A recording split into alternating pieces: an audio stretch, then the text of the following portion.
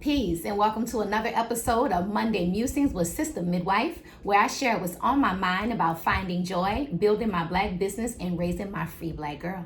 Now, in last week's episode, I talked about the importance of connecting to the answers to the W questions. The who, the what, the when, the where, and the why do you serve? If you are a birth worker and you are trying to figure out how to make your passion become profitable, how to move to have more clients, to figure out your business marketing strategy and all of these things, I talked about that you have to understand the W's. So in today's episode, I'm going to do a deeper dive into the who, and I'm going to share with you the 3 who's that you need to be connected to in order to be successful in your business.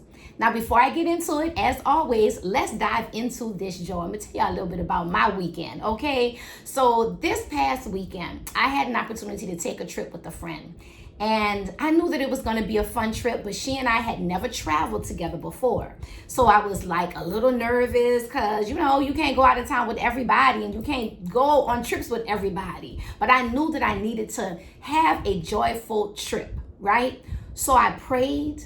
I set some full intentions about what I wanted to experience. And in my prayer, and as I spoke to my ancestors, I let them know I want to have joy. I want to have fun. I want it to be easy. I want it to flow. No complications. Everything to just be like, woo, woo, woo, right? And let me tell you something. A time was had.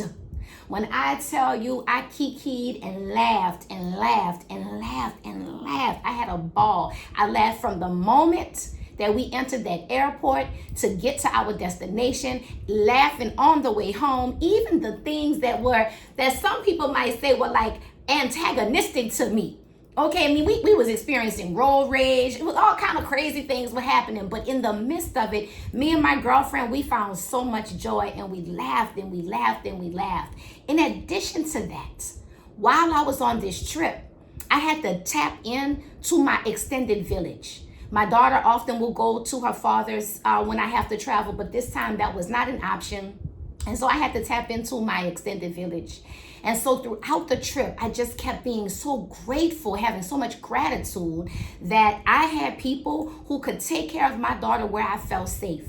I don't know if any of you have seen, there's been these questions going around, particularly on Instagram is where I saw them, where they ask you to encourage you to speak with your children of a certain age and to ask them different questions. One of those questions was around who do you feel most safe with? So I asked my daughter this question before, and it turns out that one of her friend's moms, who is a good mom friend of mine, is one of the people that she said out of her mouth immediately. And it felt so good to know that she could recognize that this woman is safe, that she's a good person, and that she loves her, and that we're in this, in this mama thing together. So that felt really, really good. And so that mom was like, girl, go enjoy yourself. Take your trip. Bring her over here. She could play with my daughter. They're going to have a good time, a good weekend. And they had a good time. She was sending me pictures of the activities they were doing and what was going on while I was out of town. Kaylila was here with this mom, and I knew that she was safe. I knew that she was well fed. I knew that she was being well taken care of. And I had all of this gratitude. And then I had to tap into my auntie village because my daughter started camp. And I wasn't getting into town until super late at night, and I needed her in her bed, asleep, packed up so that she could get up early to get to camp today. My other village auntie came over. She not my village auntie, she my village sister, and she is Kaylila's village auntie, right? So she came over, she made sure Kaylila was together, tucked in bed. It felt so good to know that I could take a trip where I could find laughter and joy and know that my daughter was well taken care of and that everything that we needed to happen was in place. Now, when we think about gratitude and joy, both of those things are on the high level of the emotional guidance scale. Joy, happiness, gratitude. And when we can find ourselves at the top of the scale more often, we can create more of the experiences that we want to have. So I want to encourage you to find more ways to have more joy and to have more gratitude in your life. And remember, laughter is healing. Literally, they say laughter is the best medicine. It truly is healing.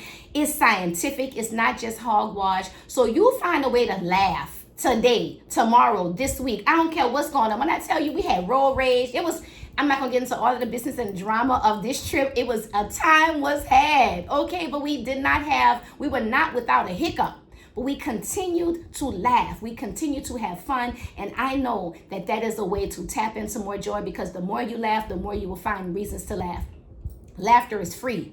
If you haven't laughed today, figure out a way to do it. Now let's get into these who's, right? Remember I said it's not just about who you serve. There are 3 who's that you need to be connected to for your business.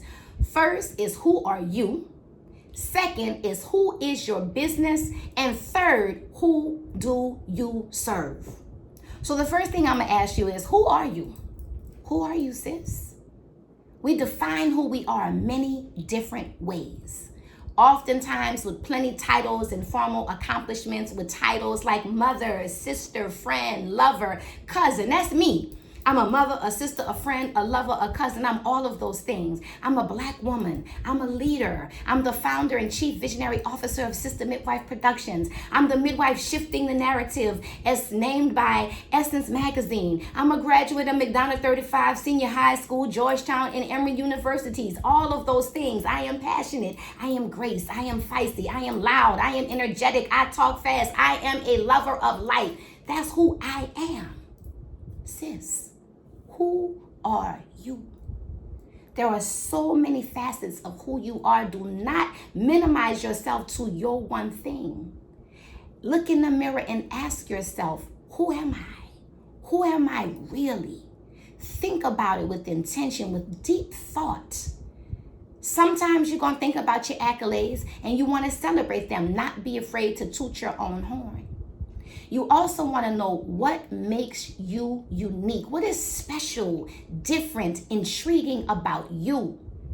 If you have lived, you got something good to offer. You still here, you have survived, you have something unique. You also want to look in the mirror and ask yourself, am I living authentically? Am I living my most authentic life? Am I happy with who I am and how I show up? If you are, this will attract to you the clients that you need. Who are you? Then you got to ask yourself, who is your business? If you had to give your business human characteristics, who is she? Where does she like to hang out? How does she like to dress? How does she show up? What's her favorite color? What's her mission, her vision, her values? And do they align with yours? You're in partnership with your business. Do your mission, vision, and values align with yours? I've seen some people say that your business visions and your personal vision, your mission, your values for your business and your values for your life don't have to be exactly the same. I don't know. I'm not going to say they have to be exactly the same, but they definitively must be in alignment with each other. If they are not, you will not be able to walk in your authenticity. And I promise you, from my personal experience, from the books I have read, from mentors I had watched, successful business people, what I know, particularly for Black women businesses, the more you step into your full authentic self, the more you fully show up as who you are, and it is in alignment with who your business is, you will see increasing success. Finally, who do you serve? And I don't just mean, I serve pregnant women. I like to serve pregnant Black women. That's not enough. Specifically, who do you serve? How old is she?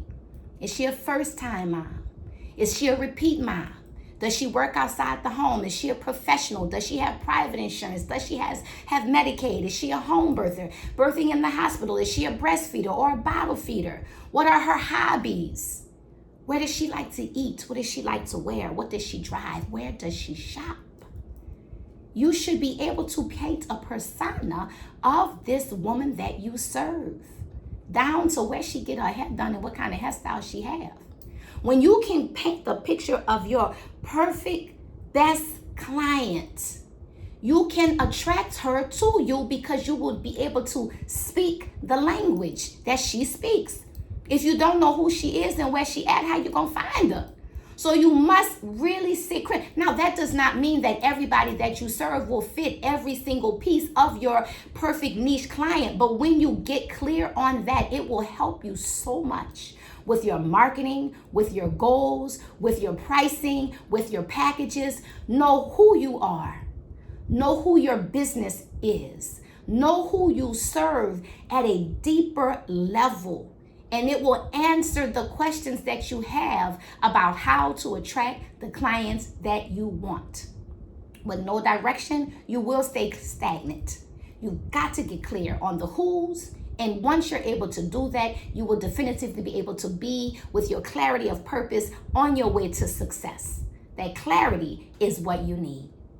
All right, y'all, that's all I got today. As always, take what you like, leave the rest. If something resonated, share it with somebody. Make sure that you're showing up with authenticity and with intention. Don't forget to fill your cup, and don't forget to tell the world that birth is the revolution. Peace.